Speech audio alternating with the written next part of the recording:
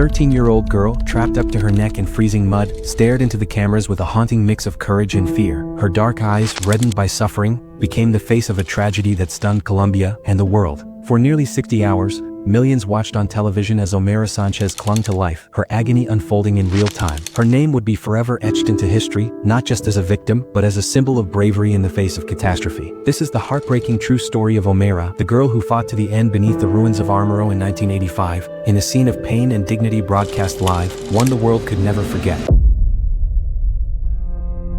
November 13, 1985. The quiet town of Omayra in central Colombia sleeps unaware of the catastrophe about to strike. At 9:09 p.m., the Nevado del Ruiz volcano erupts violently. The intense heat melts part of its glacier, unleashing a series of avalanches made of mud, rocks, and debris, known as lahars, that race down the slopes at over 60 kilometers per hour. Minutes later, a massive torrent of scorching mud slams into Omayra, obliterating everything in its path. In the pitch-black night, 23,000 of the town's 29,000 residents perish within minutes. The once thriving agricultural city is buried under millions of tons of sludge. Where streets and houses once stood, now only a spectral silence remains, broken only by desperate screams. Among those cries, rescuers hear something unusual, the faint voice of a child calling for help. Amid a sea of mud and rubble, a small hand emerges, tapping on sheets of corrugated metal. Flashlights flicker toward the sound, and there she is, Omayra Sanchez, a living miracle in a cemetery of sludge. She's trapped up to her neck in murky water, held in place only by remnants of a collapsed roof and a tire placed around her to keep her from sinking. Who is this girl? How is she still alive? And the most agonizing question of all, why can't they get her out? As the hours pass, Omayra's situation becomes a national mystery, an agonizing race against time with a fate that grows more uncertain by the minute. When rescuers first reach Omayra, they discover the horrifying reason she can't move. Her legs are pinned beneath the wreckage of her own home, trapped under a heavy concrete slab. Worse still, the debris is not just rubble. When volunteers partially free her, divers find that her legs are wedged between bricks and the outstretched arms of her deceased aunt, still clinging to her in death. Omayra is literally immobilized. Every attempt to pull her free causes the filthy water to rise dangerously around her neck, threatening to drown her. Rescuers improvise. They place a rubber tire around her to keep her afloat and prevent the current from submerging her completely.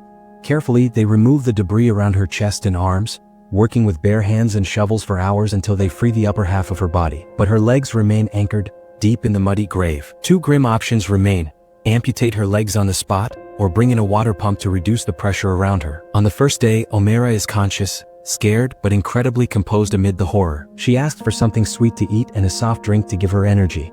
Volunteers and neighbors bring her what little they can: water, soda, candy. A journalist helping with the rescue, German Santa Maria, hears her singing softly to stay awake. Omayra even agrees to be interviewed. Her childlike voice, polite, tender, moves everyone who hears it.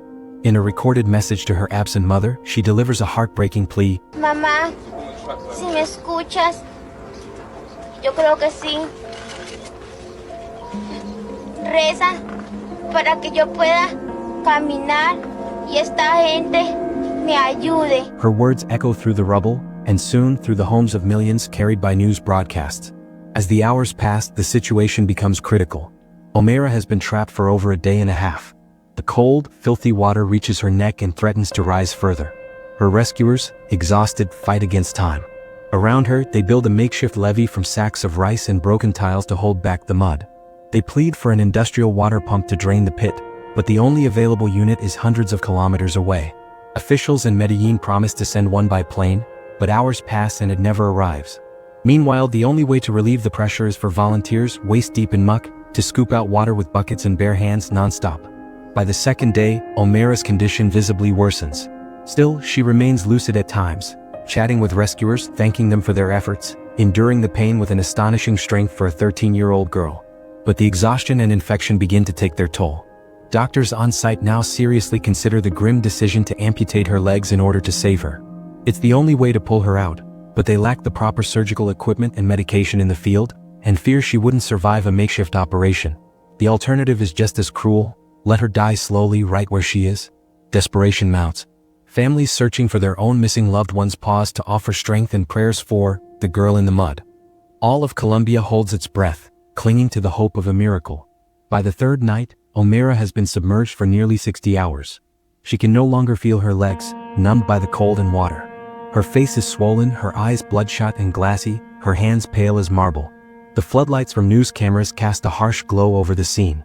Journalists and rescuers keep talking to her, urging her not to fall asleep, terrified that if she closes her eyes, she won't open them again. Omayra begins to hallucinate from fever and exhaustion. At one point, in a trembling voice, she says she doesn't want to be late for school and mumbles, "I had a math test today," as if still worried about her studies. Those around her hold back tears.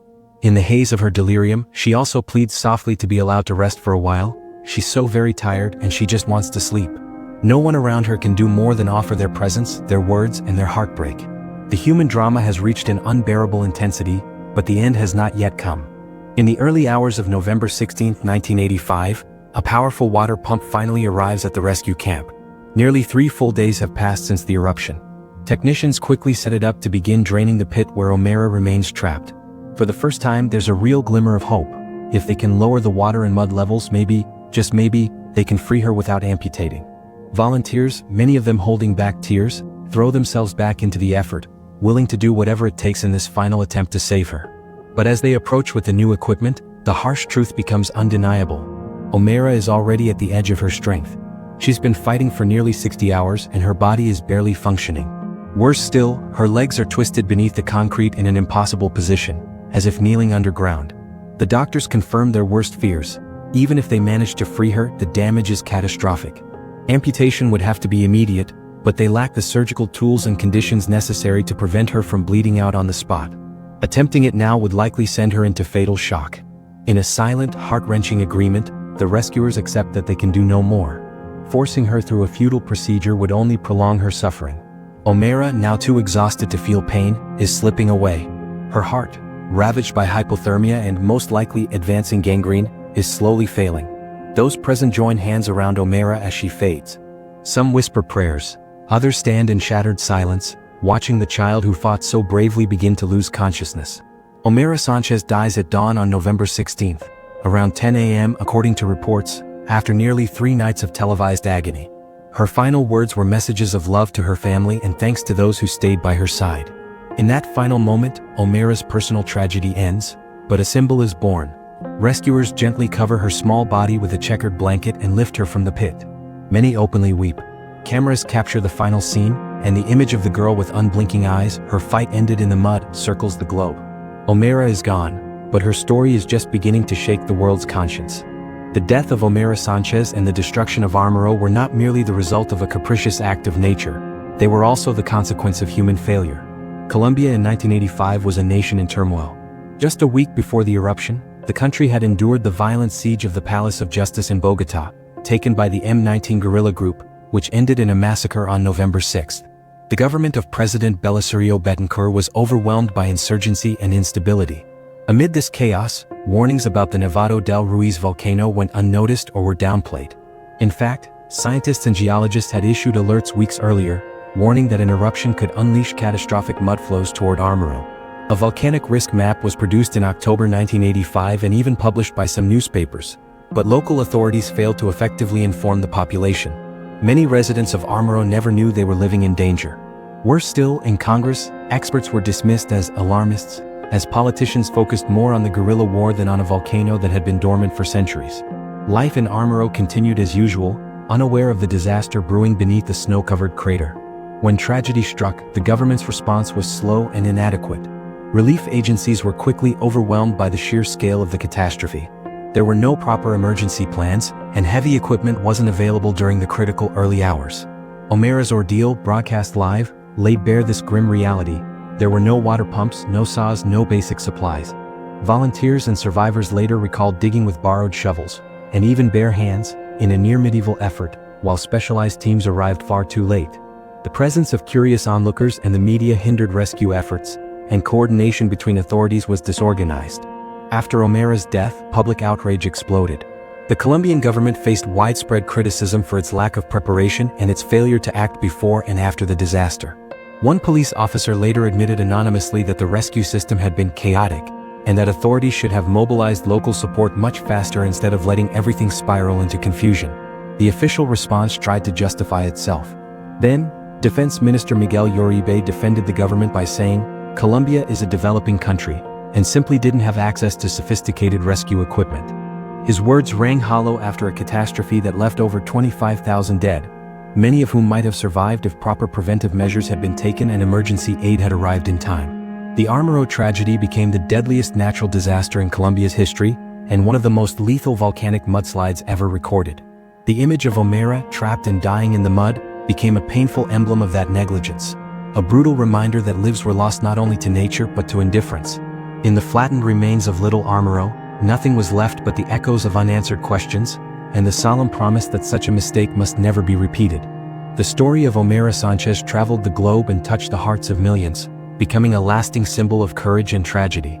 In the days following the disaster, the haunting photograph taken by French photojournalist Frank Fournier appeared in newspapers and magazines worldwide.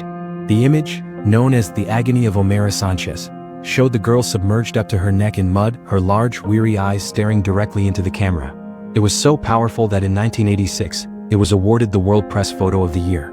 The photo immortalized the tragedy and forced many to stop looking away, to face the brutal reality of what had happened in Omayra. The media impact was immense.